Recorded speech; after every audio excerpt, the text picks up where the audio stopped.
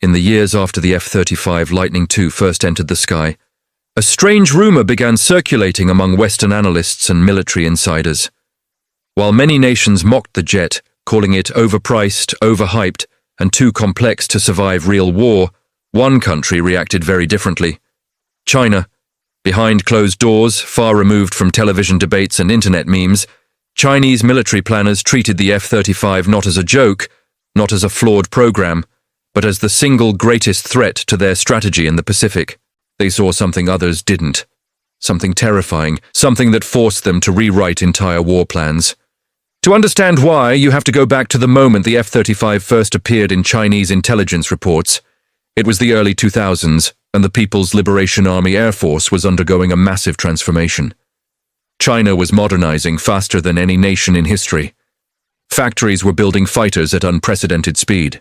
New radars, missiles, jamming systems, and stealth prototypes were flowing into the military. Chinese leaders believed they were catching up to the United States. They believed the era of American dominance was ending. Then they saw the F-35. Not the photos, not the promotional videos, not the public statements. They saw the classified intelligence estimates. They saw the sensor suite that fused battlefield information at levels no pilot in history had ever possessed. They saw the electronic warfare capabilities that could shut down entire networks.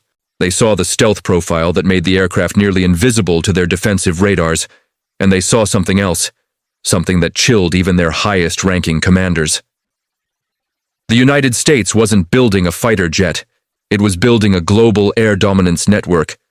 One aircraft, replicated thousands of times across dozens of allied air forces, all sharing the same picture of the battlefield in real time. China knew instantly what that meant. If the F-35 became dominant, there would be no safe frontier, no safe coastline, no safe airspace. Their entire A2AD strategy, anti-access, area denial, would collapse. They had invested hundreds of billions in missile shields, radar networks, and long-range strike systems to push the US Navy and Air Force away from their borders. But the F-35 wasn't designed to fight those systems head-on. It was designed to slip through them like a ghost. The first classified analysis from Chinese intelligence was blunt. If the F-35 reaches full deployment in the Pacific, China loses the first 48 hours of any war. And if you lose the first 48 hours, you lose the war.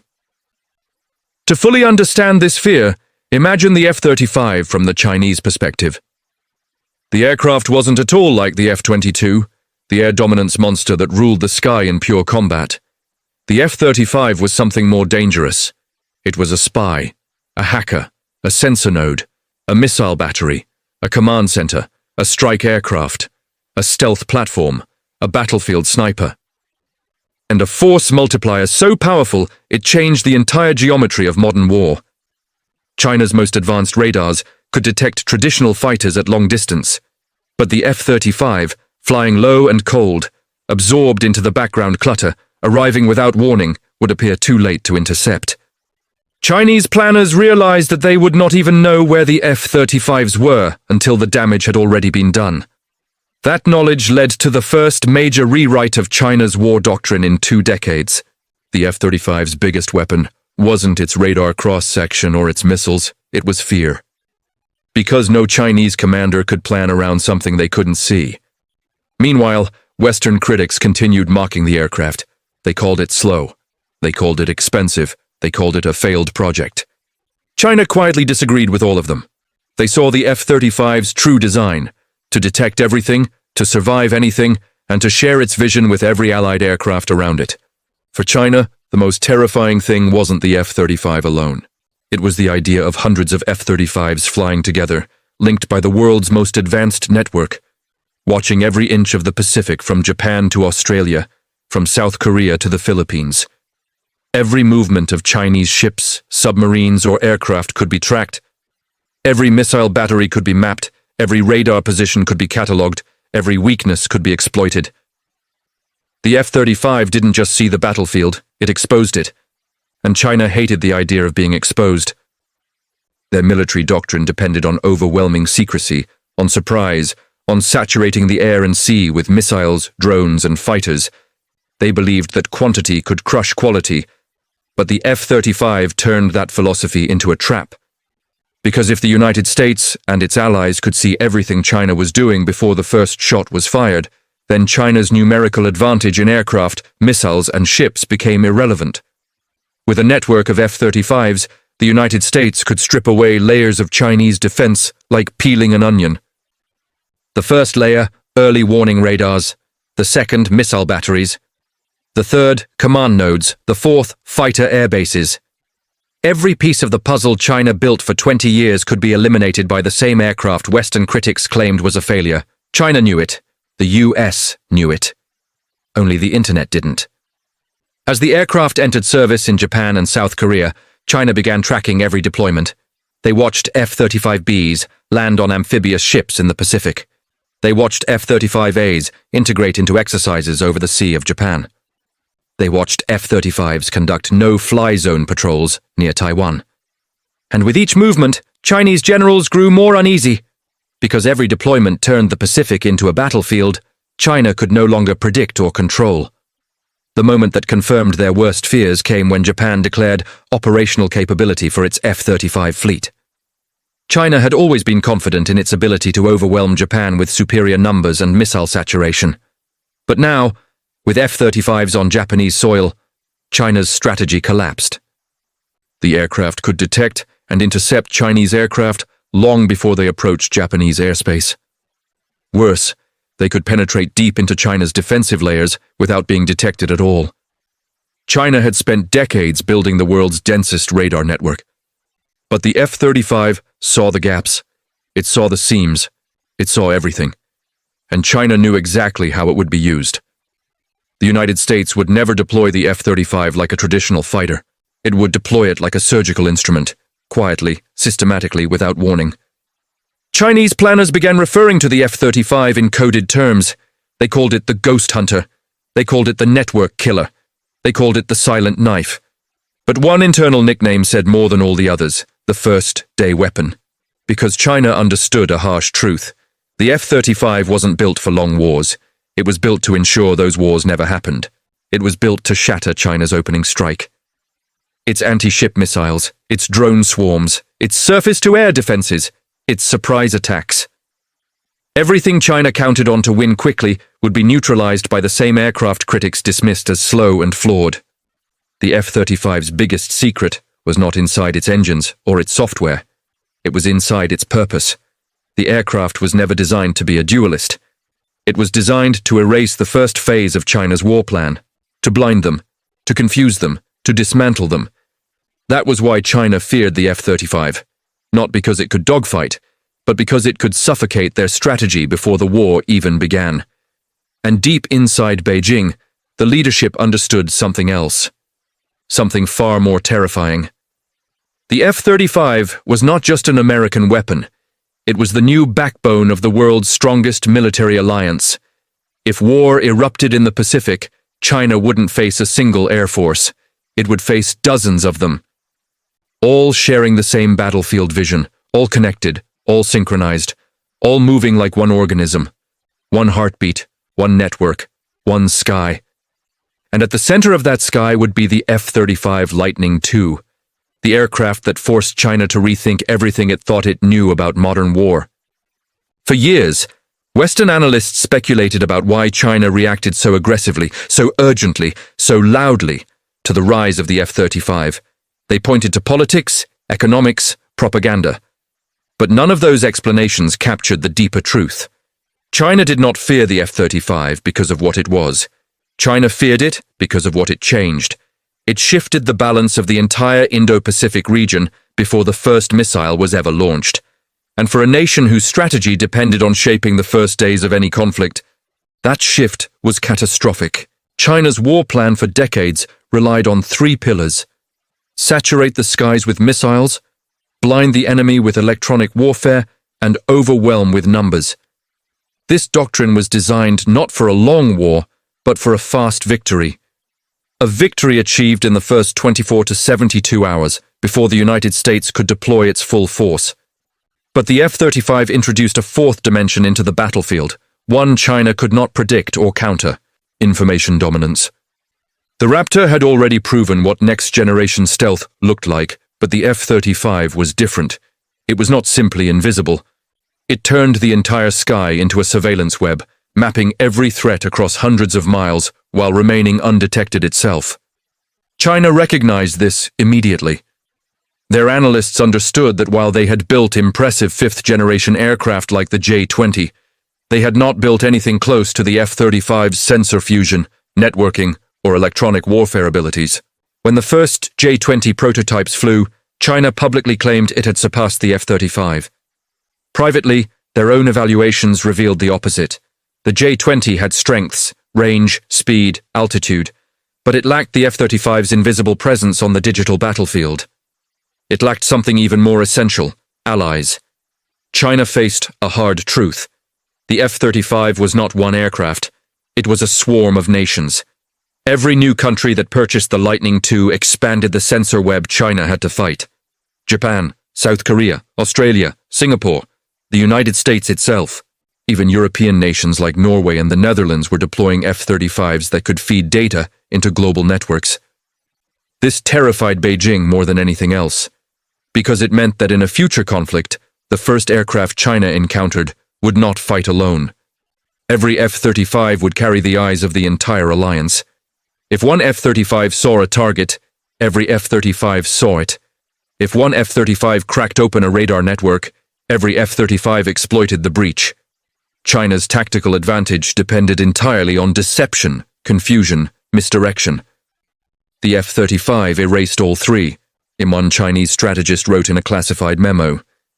The F-35 forces us to fight with our cards face up. That was the core of China's fear. The Lightning II shattered the psychological foundation of their doctrine. Their missiles could intimidate, their ships could posture, their jets could swarm. But none of that mattered if the F-35 saw them coming before they launched. And it would, every time. That is why China accelerated its countermeasures with desperation.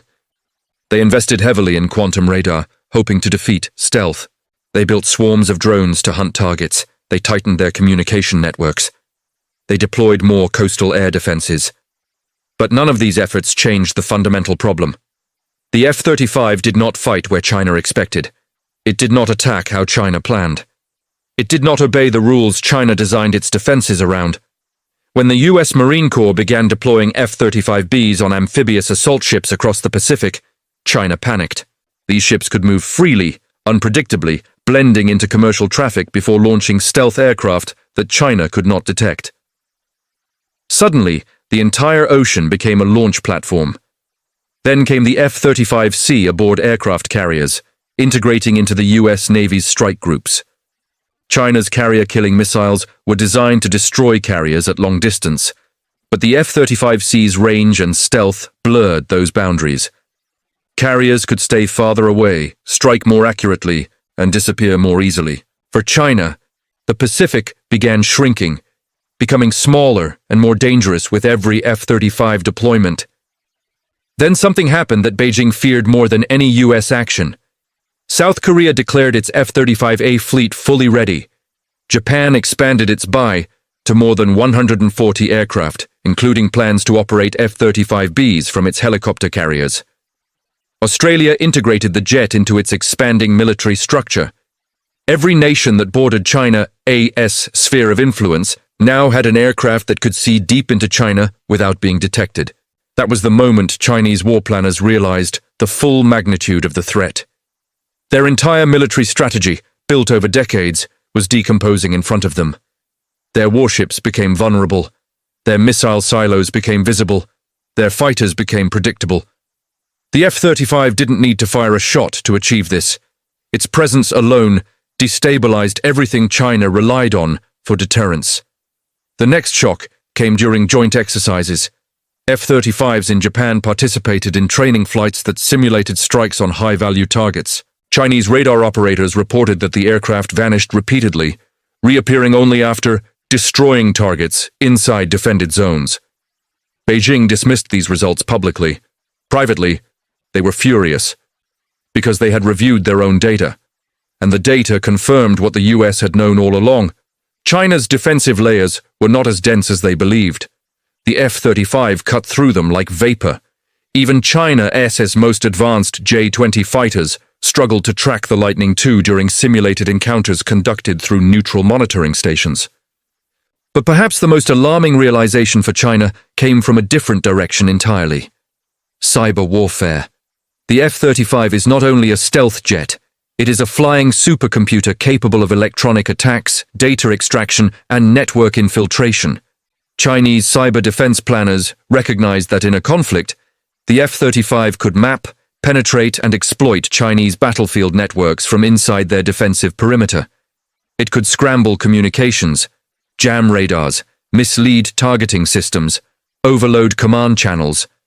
In other words, the F-35 could turn China's greatest strength, its centralized digital control of the battlefield, into its greatest vulnerability. This was the nightmare scenario that Chinese commanders began preparing for.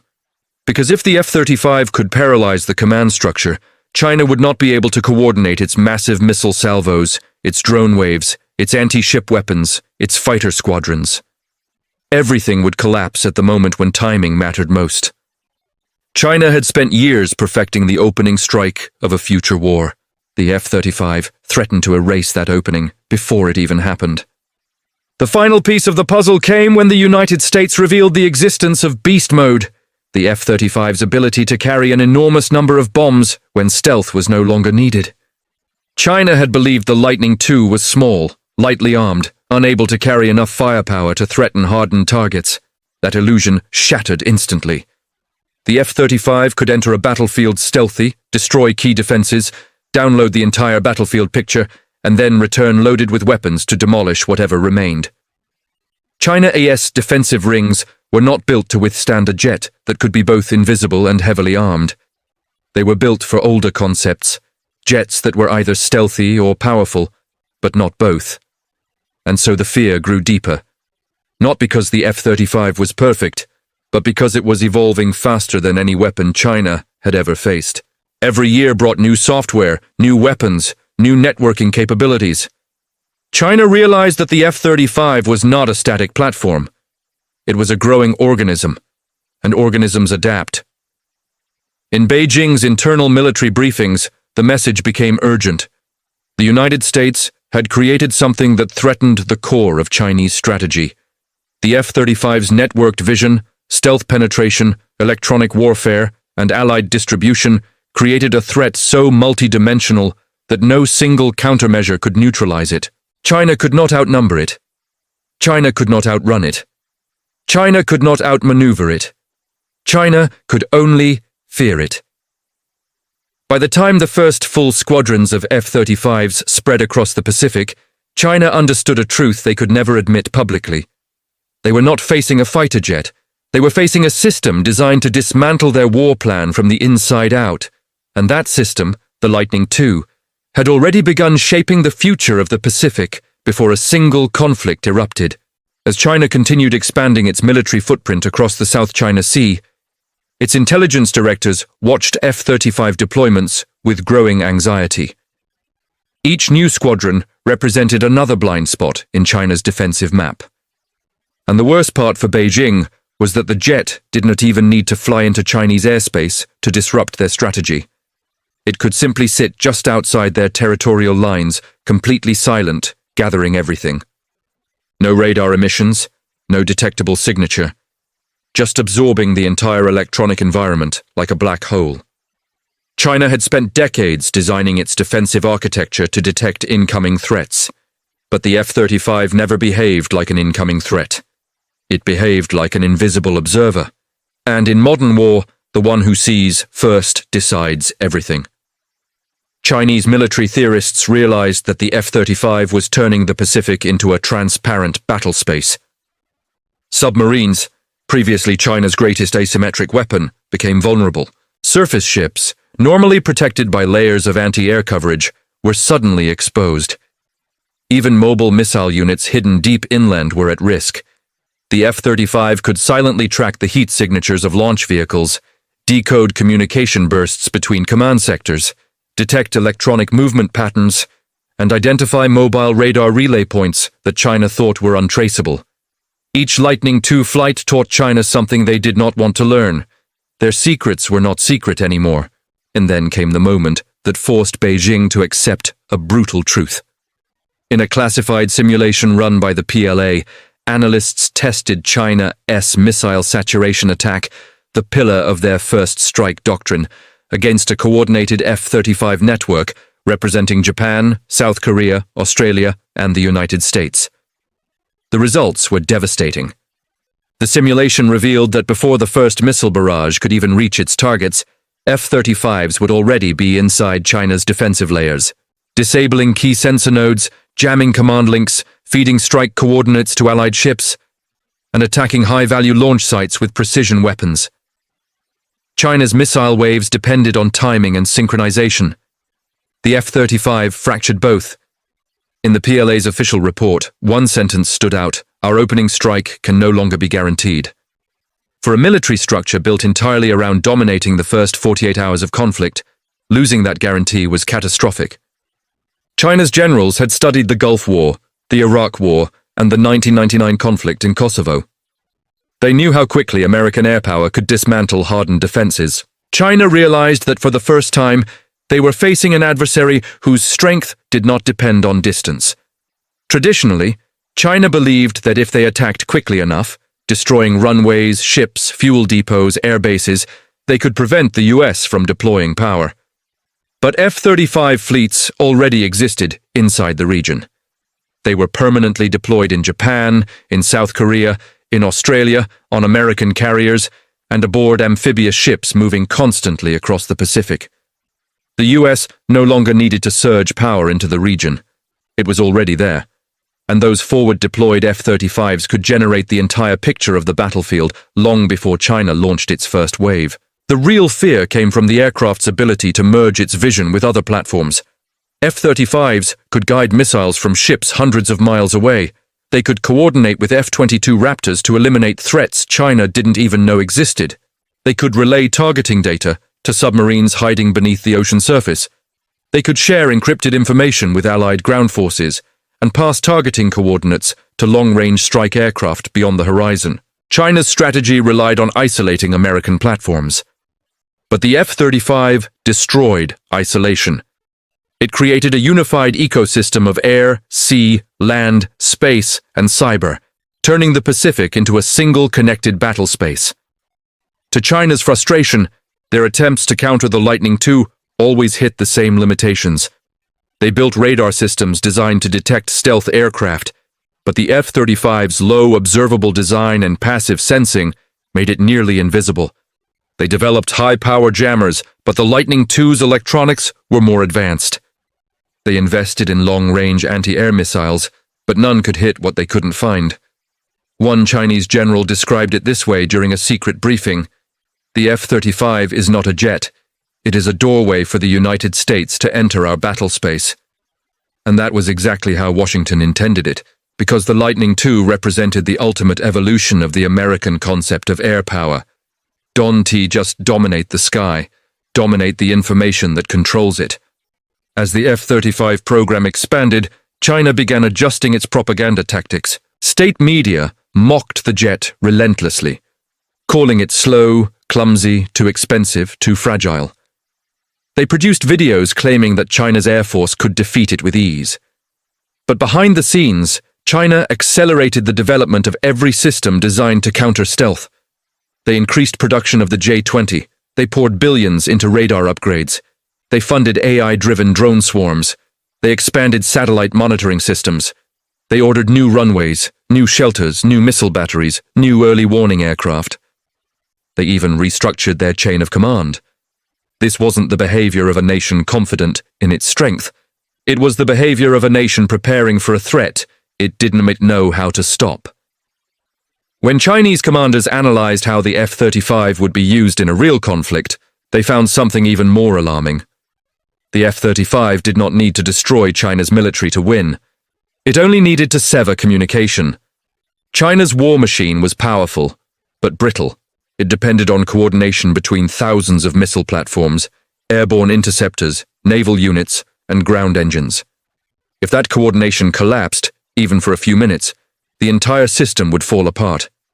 The F-35 could force that collapse. It could infiltrate networks, jam command centers, deceive air defenses, and shut down targeting systems. This vulnerability was so severe that Chinese analysts called it the lightning gap. The window of time between the first F-35 penetration and the moment when China's battlefield awareness collapsed. The more simulations they ran, the worse the results became. If the F-35 arrived before China launched its first strike, China lost. If the F-35 arrived during the first strike, China lost. If the F-35 arrived after the first strike, China still lost. This realization shook Beijing's military establishment. Their entire doctrine depended on speed, precision, and overwhelming force. But the F-35, silent, networked, unpredictable, neutralized all three.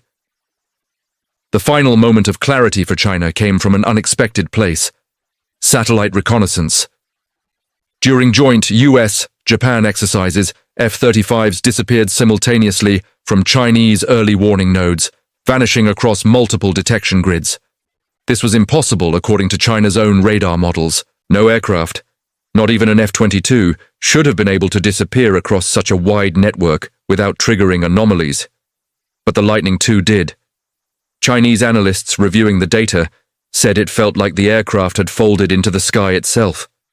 For a military obsessed with tracking every American movement in the region, this was devastating. The report concluded with a line that permanently shifted China's thinking: "We cannot fight what we cannot locate, and we cannot locate the F-35. From that moment forward, China treated the Lightning II not as a tactical threat, but as a strategic one. It wasn't the jet they feared. It was the idea behind it. A weapon that could eliminate their doctrine, blind their forces, expose their positions, undermine their opening strike, and reduce their numerical advantage to nothing before the real war even began. That is why, above everything else, China feared the F-35, because, for the first time in modern history, the balance of power in the Pacific did not depend on who fired first. It depended on who saw first, and in that new era, the F-35 Lightning II saw everything.